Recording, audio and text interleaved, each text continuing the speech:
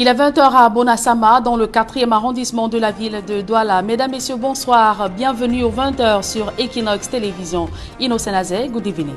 Bonsoir, Julien Beth Besai. Good evening to you, viewers. Thanks for joining us in this edition of the 8 p.m. bilingual newscast on Equinox Television. In a lone top story, a COVID-19 corpse has been buried for the second time at the Kotoba Cemetery in the Douala 4 municipality after it was exhumed early today at about 3 a.m.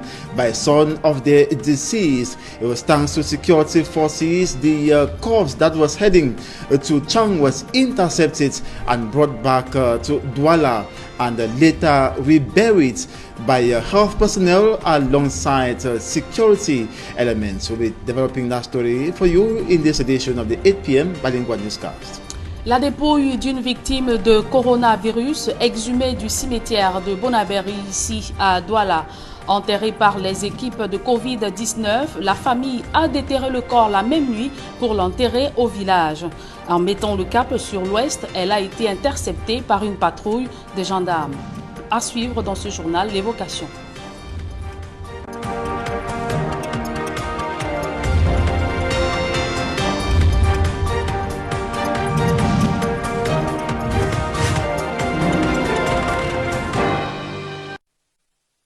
À toutes et à tous, mesdames et messieurs, merci de suivre ce 20h bilingue sur Equinox Télévision. Je vous le disais en titre, des membres d'une famille gardés à vue à la brigade de gendarmerie de Bonassamas dans le 4e arrondissement de la ville de Douala. Ils ont été interpellés par une patrouille de gendarmes avec le corps d'un de leurs parents décédé de Covid-19 exhumé au cimetière de Douala-Bonaberi. D'autres précisions dans ce reportage de Robert Mokobé et Jean-Paul Chouniat. Ils ont venu profaner, ils ont enlevé le corps du cercueil. Une scène de réenterrement d'un corps humain, comme on n'en avait jamais vu à ciel ouvert au Cameroun, avant l'arrivée de coronavirus. Cette dépouille, emballée dans une housse mortuaire, c'est celle de Pierre-Marie Lekemo, 64 ans, décédé le samedi 16 mai 2020 à 4 h du matin, à l'hôpital La Quintini de Douala.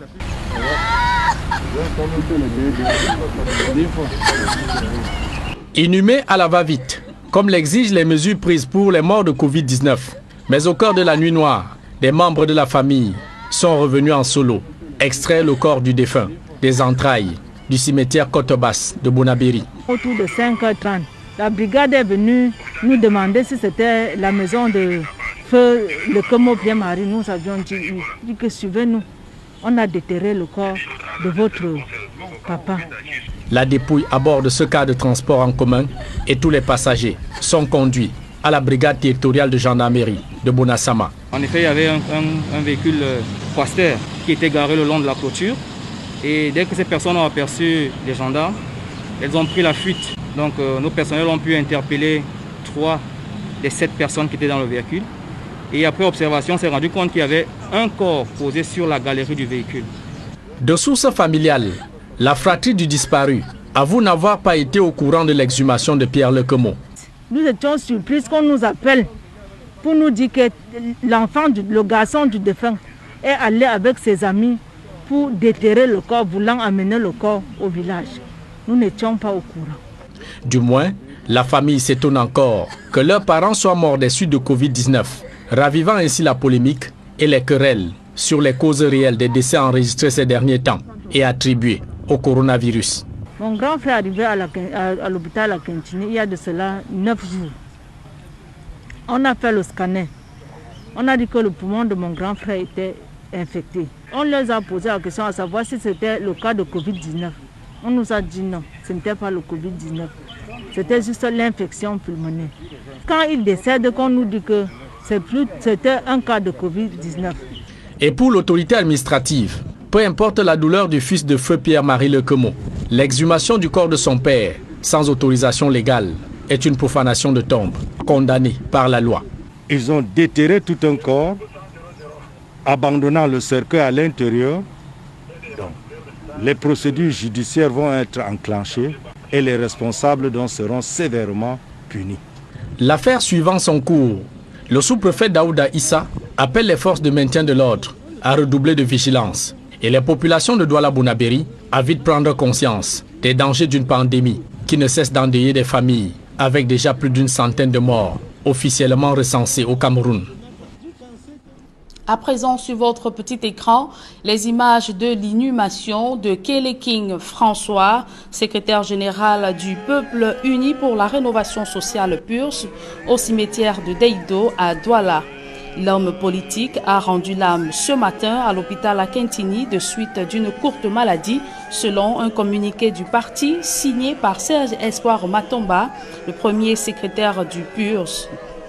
Il invite les militants de ce parti à rester mobilisés dans la prière et le recueillement dans le strict respect de l'observation des mesures barrières contre le Covid-19 au-delà de ce funeste événement.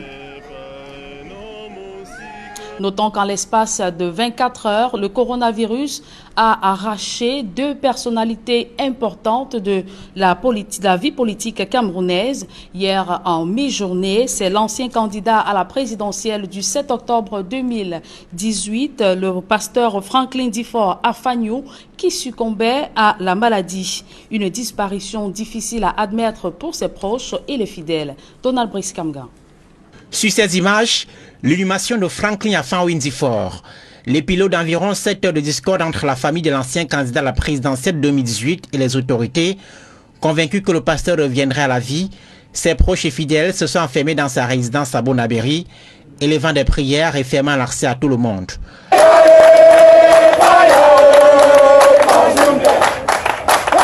L'homme politique meurt de coronavirus.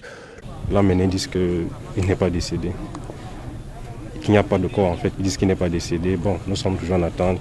Si ils ont raison, afin qu'ils nous donnent accès et que nous puissions réévaluer la situation. Le 17 mars dernier, le président du mouvement citoyen national du Cameroun comptait parmi les 261 passagers des vols Air France et SN Bruxelles accueillis par le gouverneur de la région du littoral à Douala. Le 18 avril dernier, Franklin Afagnou Difford offrait encore des équipements anti-Covid à Bonabéry et à la délégation régionale de la santé. Pas de certitude qu'il a suivi la quarantaine. On sait par contre qu'après quelques heures à l'hôpital, dans la journée de vendredi, le défunt est revenu suivre les soins à domicile. En 2018, le candidat du MCNC s'est présenté comme l'homme que Dieu a envoyé pour sauver le Cameroun à 38 ans. Je viens de vous dire, c'est Dieu qui m'a poussé, qui m'a envoyé. Il y a les pasteurs, il y a les évangélistes, il y a les enseignants. Donc voilà la différence. Donc moi, je suis prophète par la grâce de Dieu. Fondateur de la Kingship International Ministry, une chapelle pentecôtiste à Bonabéry, il a remporté avec sa formation politique la mairie de Banka dans la région de l'Ouest lors des récentes élections locales. Il meurt à l'âge de 40 ans. À la suite de Donald Brice Kamgan, je vous invite à suivre la réaction du sous-préfet de l'arrondissement de Douala 4e qui revient sur les circonstances de la récupération du corps du défunt par les autorités sanitaires. Daouda Issa annonce également des mesures à l'endroit des membres de la famille du disparu. Nous l'écoutons. Nous voulons effectivement confirmer que le prophète Difford Franklin, président du parti, d'un parti politique, candidat malheureux à l'élection présidentielle de 2018, est bel et bien décédé.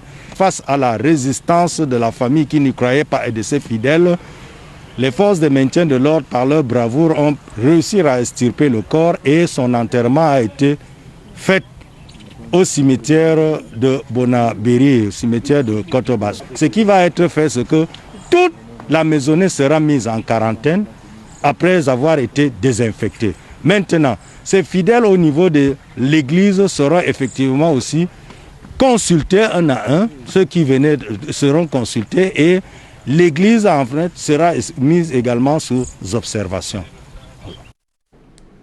Avec plus de 20 cas positifs de coronavirus et 2 décès enregistrés dans la région de l'extrême nord, les autorités mettent l'accent sur la sensibilisation de proximité. Des agents de santé communautaire font du porte-à-porte en vue de passer le message au grand nombre, mais la bataille est loin d'être gagnée. Gladys Sidier et Amadou Daïrou. Les agents de santé communautaire déployés dans la localité de Gazawa, dans le département du Diamaré, région de l'extrême nord, éprouvent d'énormes difficultés dans la sensibilisation sur les ravages du coronavirus. Les populations n'y croient pas du tout. Plusieurs vont jusqu'à leur demander de présenter les corps des personnes déjà décédées de Covid-19. Figurez-vous, si on arrive face à certaines personnes, ils ne croient pas du tout à l'existence de cette maladie et ils disent ce n'est pas vrai, le coronavirus n'existe pas. Ils disent même que montrez-nous les morts. Et nous parvenons à leur contredire en leur disant que c'est pour votre bien. Suivez l'actualité, vous pouvez connaître les chiffres. Les autorités ont mis à contribution les chefs traditionnels afin d'accentuer la sensibilisation et ainsi convaincre même les plus sceptiques. Des kits ont été distribués constitués de lave-mains, savon et autres. La commune de Gazawa, ne pouvant pas être indifférente à la recherche de solutions de cette crise sanitaire, se propose de mettre à la disposition de la population des kits de prévention et de riposte contre cette pandémie.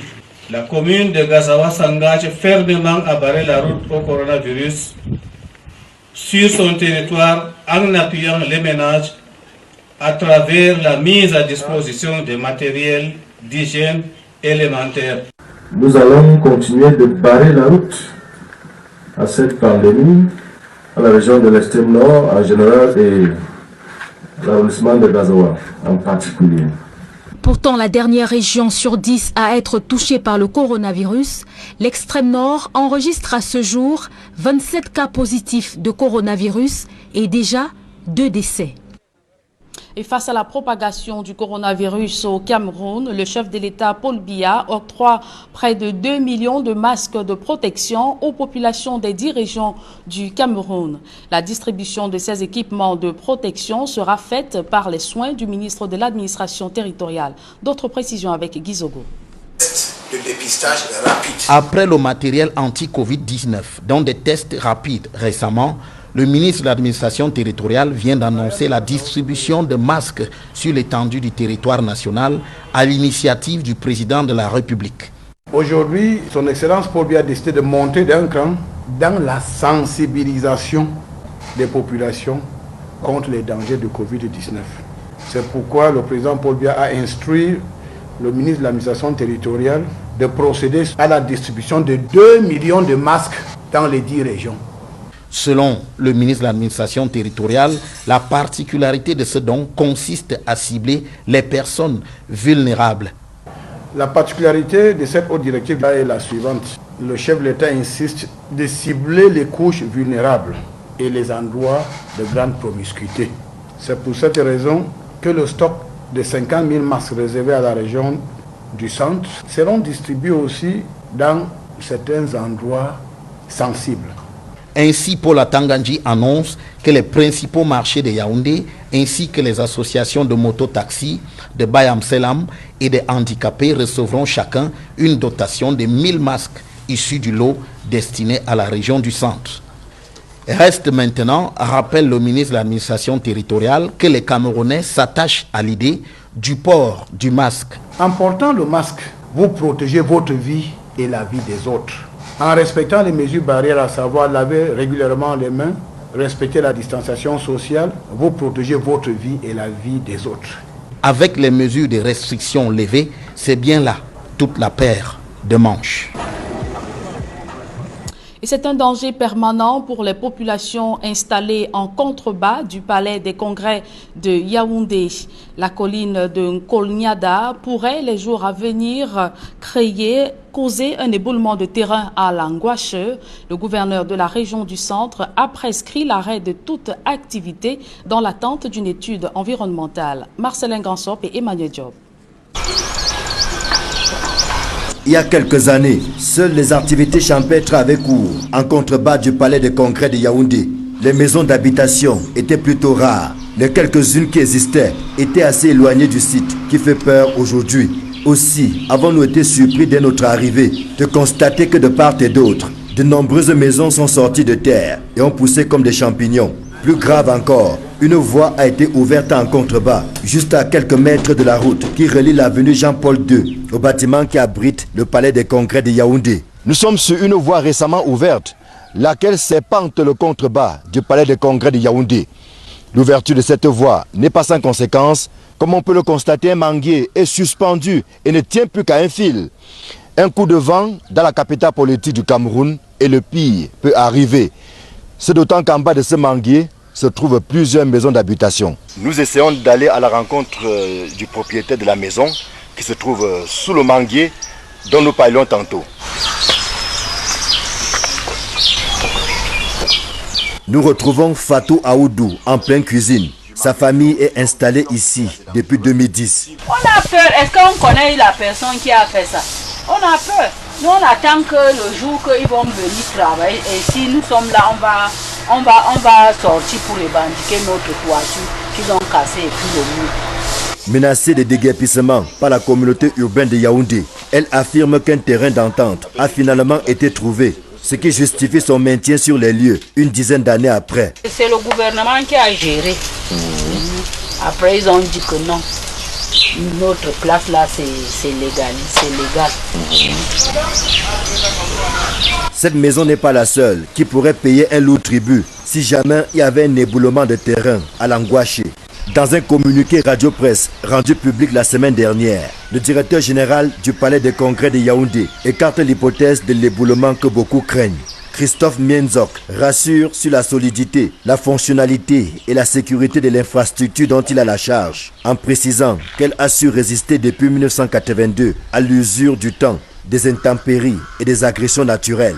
Sauf que le 2 avril dernier, le délégué régional de l'environnement a saisi le gouverneur de la région du centre pour lui faire état d'un risque d'effondrement de la colline de Kolnyada, située en contrebas du palais de congrès de Yaoundé. À la suite de cette alerte, le premier adjoint préfectoral du Fundi a conduit le 29 avril une délégation mixte sur le site en question. Descente à la suite de laquelle plusieurs mesures conservatoires ont été prises en vue de la sécurisation du site et de la protection des riverains. Au nombre de celles-ci, la suspension des travaux de construction et l'arrêt de toute activité de carrière sur le site de Kolnyada. L'autorité administrative redoute justement que l'exploitation de cette carrière ne puisse avoir à long terme un impact sur la colline et par conséquent les fondations du palais des congrès de Yaoundé. Aussi, une étude d'impact environnemental a-t-elle été commandée afin de faire des propositions sur la préservation durable de ce site. En attendant, tout le monde est sur le qui-vive. Aussi bien ceux qui ont entrepris des constructions, parfois anarchiques, que ceux qui y pratiquent l'agriculture de subsistance. La suite de ce journal est en langue anglaise avec vous, Ino Senazé.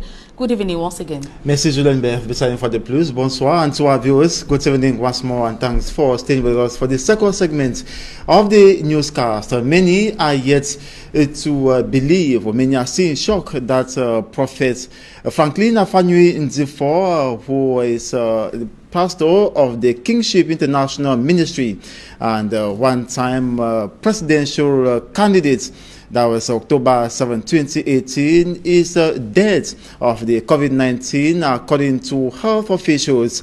And it took some time, or throughout yesterday, it was difficult for health personnel alongside security forces to get the corpse out of his home for burial at the Kotobas cemetery in the Douala 4 municipality.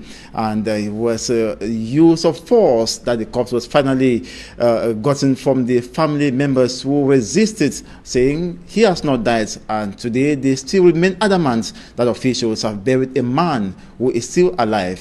Details in this report. Indeed, Prophet Franklin Afanui is no more. According to health officials, he died this Saturday morning at his Bonaberry residence in the Douala 4 subdivision of COVID-19. Alerted security forces besieged the compound.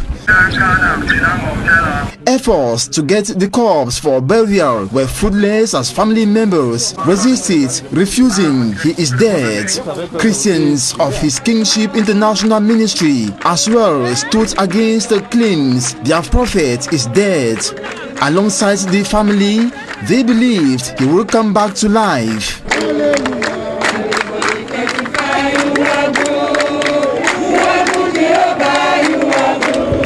To them, he was communicating with God to resurrect.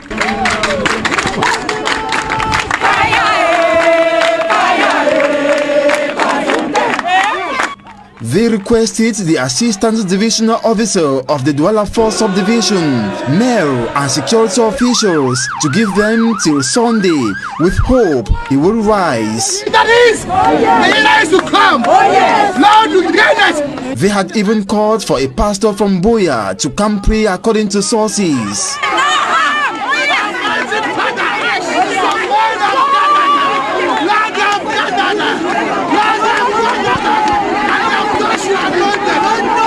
By 7 p.m., order was given the security forces to burst into the home and to forcefully take the corpse and send away the family members.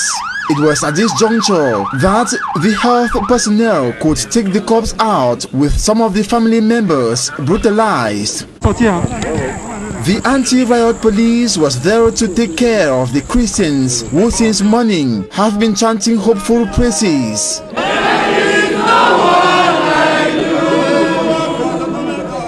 The corpse was wrapped and conveyed in tight security convoy to the Kotoba Cemetery in Bonaberi, where a grave was already dug in the day for its burial.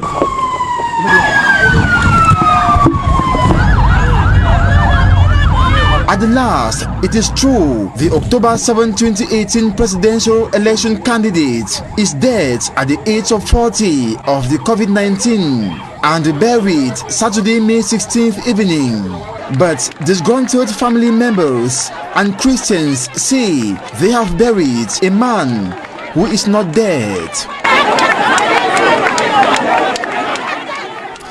And after his burial, we caught up with the divisional officer for the Douala 4 subdivision today who spoke regarding the burial of Prophet Franklin Afanui Nzifo. He equally said his soul should rest in peace, calling on the populations to remain vigilant and respect the barrier measures put in place by the government of Cameroon to curb spread of the COVID-19, and says he will go out as from tomorrow to sanction those who fail to wear face masks. Take a listen to him.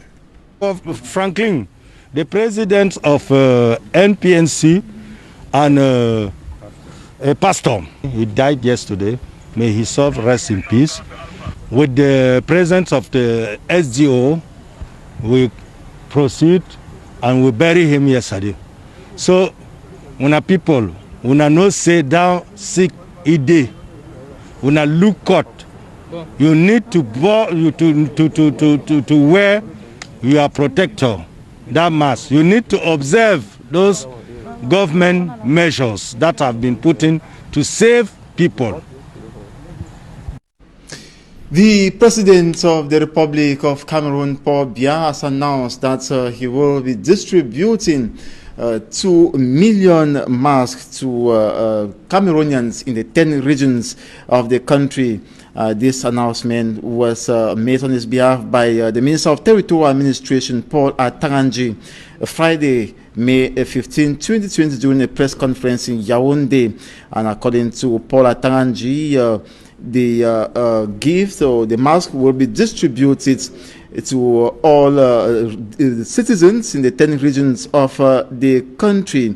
He as well noted that the first stock of 500,000 masks left Yaoundé on Friday for the 10 regions. Paul Atanganji said this donation was primarily intended for vulnerable people. He therefore outlined the sharing of the stock of 50,000 masks planned for the 10 regions. They will immediately be distributed in the main markets of the Cameroonian capital, in particular the Yaoundé central markets, the Funzi markets, the Tudi markets, Mokolo markets, Mvokmbi markets, Elik Ezwa markets, Mesasi markets, the 8th district markets, Mvok Ada markets, Ekono markets, Biamasi markets, Source markets, which will each receive 1,000 masks. The same stock will be given to Bike Riders Association, to the Association of Taxi Drivers, to the Association of Bayam Salams, and the Association of Persons with Disabilities.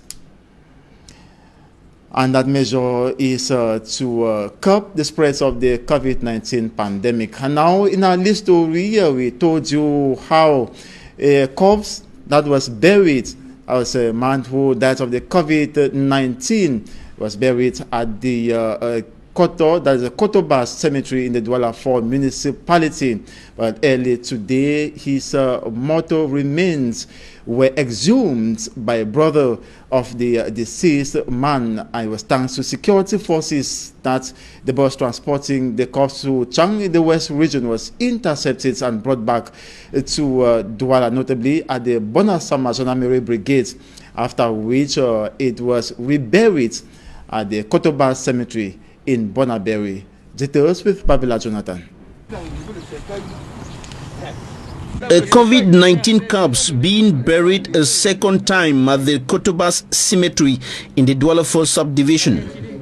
The corpse of Lekemo Pierre Marie was unearthed by his relatives at about 2 a.m. Sunday. After rejecting the medical report which says their father, brother, uncle died of coronavirus, they decided to exhume the corpse and take to Chang in the West region for burial. The younger sister of the deceased says during his 9-day stay at the hospital, he was not tested positive for coronavirus, but his medical report showed that he was suffering from liver infection. She adds that no COVID-19 precaution measures were taken by the medical personnel treating her brother. They were told that he was suffering from coronavirus after his death Saturday. According to her, the corpse was exhumed by the dead man's son and his friends, and she and other relatives were not aware. They were intercepted by forces of law and order on their way to Chang. They buried him, and the relative came during the night around 2 o'clock, removed the corpse. Due to the vigilance of our army forces, they caught the car that was carrying the body and then sent it back to the Brigade de Gendarmerie. And then for the moment, we have just proceeded to put down the same cause. So I would like to advise all population that they should be aware of this sickness. From tomorrow, we will be going around the town, put into application all the government measures that have been taking care of wearing a mask. In a release, West Governor Awafonka Augustine had warned against such practices by some indigents of his area of command, highlighting the high risk of contamination. On to something else, ex-separatist fighters at the disarmament center in Boya, Southwest region, say most of them are married and their children have no one to take care of them. They were speaking, or they tabled their worries to Colonel Eyanga Severin, commander of the 21st Motorized Infantry Brigade, during a donation visit at the disarmament center in Boya. Derijato has more. These are some of the ex-separatist fighters. Yesterday they were here face to face with the Cameroon Armed Forces, battling it out for supremacy. And everywhere was the front line. From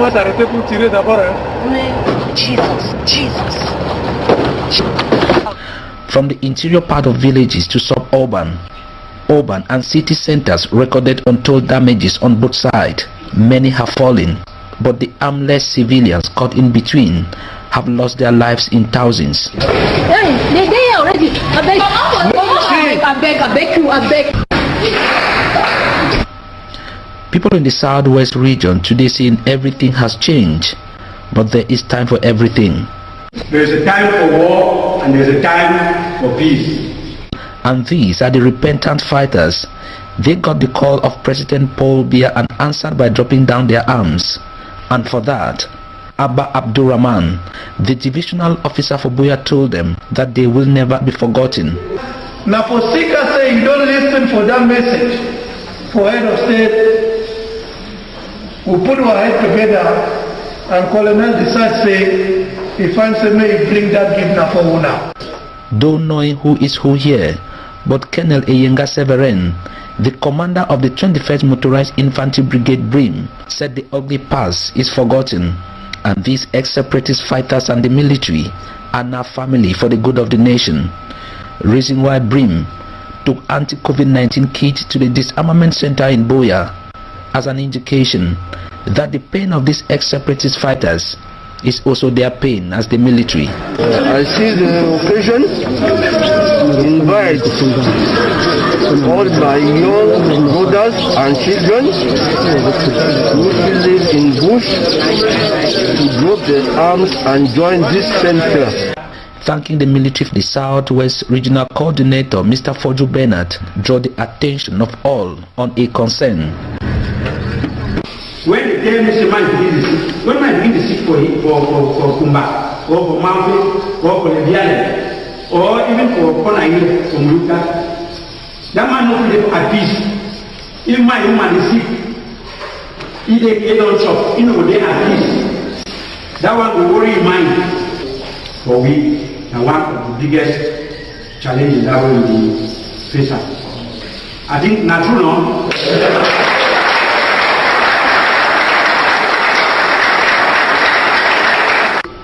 Most of these ex-separatist fighters are parents, and today their wives and children are languishing out there, for there is no one to fend for them. And that's it for this 8 p.m. bilingual newscast on Equinox Television. Thanks so much for watching. Up next is La Vérité en face. Have a nice evening. Julien Berf, bonsoir à vous aussi. Je vous souhaite également une agréable soirée. Innocène Azé, mesdames et messieurs, merci d'avoir suivi cette édition bilingue du journal. Ne quittez surtout pas. Juste après, c'est votre programme La Vérité en face avec comme invité Ambroise Combe. Bonne suite des programmes sur la meilleure des télévisions.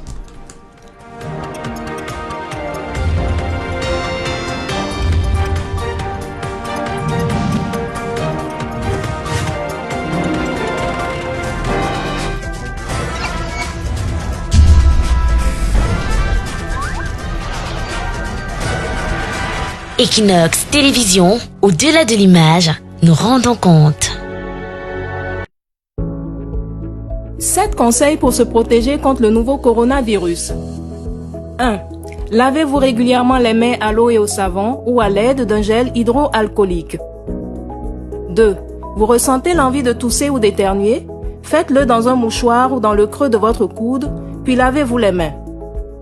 3. Restez à au moins 1 mètre de distance